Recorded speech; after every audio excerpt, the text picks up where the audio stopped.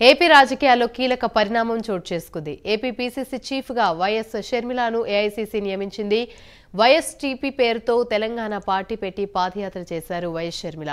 ఇటీవల జరిగిన అసెంబ్లీ ఎన్నికల్లో పోటీ చేయకుండా కాంగ్రెస్ పార్టీకి మద్దతిచ్చింది. ఈ క్రమంలో ఇటీవలే కాంగ్రెస్ పార్టీలో తన వైఎస్ఆర్టీపీ పార్టీని షర్మిల విలీనం చేశారు. కాంగ్రెస్ అధ్యక్షుడు మల్లికార్జున ఖర్గే సమక్షంలో కాంగ్రెస్ కండువా కప్పుకున్నారు.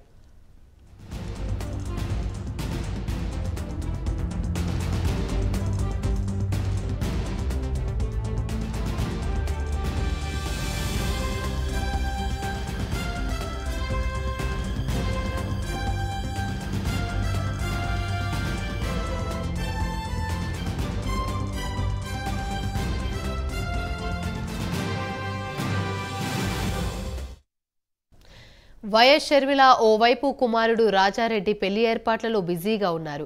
ఆహ్వాన పత్రికలు పట్టుకుని ముఖ్య నేతల ఇళ్లకు వెళ్తున్నారు. మరోవైపు కాంగ్రెస్ నేత రాహుల్ గాంధీ భారత్ జోడో న్యాయయాత్ర ప్రారంభంలోనూ కనిపించారు. కాంగ్రెస్ లో చేరిన కొద్ది రోజుల్లోనే పార్టీ ఆమెను ఆంధ్రప్రదేశ్ కాంగ్రెస్ కమిటీ చీఫ్ గా నియమించింది. మరోవైపు పీసీసీ చీఫ్ గా పనిచేసిన గిడుగు రుద్రరాజు నిన్ననే ఏపీసీసీ పదవికి రాజీనామా చేశారు. ఆయన రాజీనామాతో షర్మిలకు లైన్ క్లియర్ అయింది. రుద్రరాజు రాజీనామా చేసిన 24 గంటల్లోనే ఆ పదవిలో ఏఐసీసీ షర్మిలను నియమించింది. ఇక రుద్రరాజు పనితీరుకు ఏఐసీసీ అభినందనలు తెలిపింది. సిడబ్ల్యూసీ ప్రత్యేక ఆహ్వానితుడిగా గిడుగు రుద్రరాజును నియమించింది. తనను ఏపీ పీసీసీ చీఫ్ గా నియమించినందుకు వైఎస్ షర్మిల కాంగ్రెస్ అగ్రనేతలకు కృతజ్ఞతలు తెలిపారు.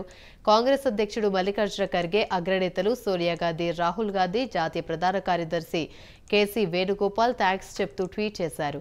ఆంధ్రప్రదేశ్లో కాంగ్రెస్ పార్టీకి గత వైభవం తీసుకొచ్చేందుకు కృషి చేస్తారని షర్మిల హామీనిచ్చారు. గిడుగు రుద్రరాజు ఇతర కాంగ్రెస్ నేతల సలహాలు తీసుకుని ప్రతి కాంగ్రెస్ కార్యకర్తను కలుపుకొని ఆ లక్ష్య దిశగా సాధించేందుకు ముందుకు వెళ్తారని తెలిపారు.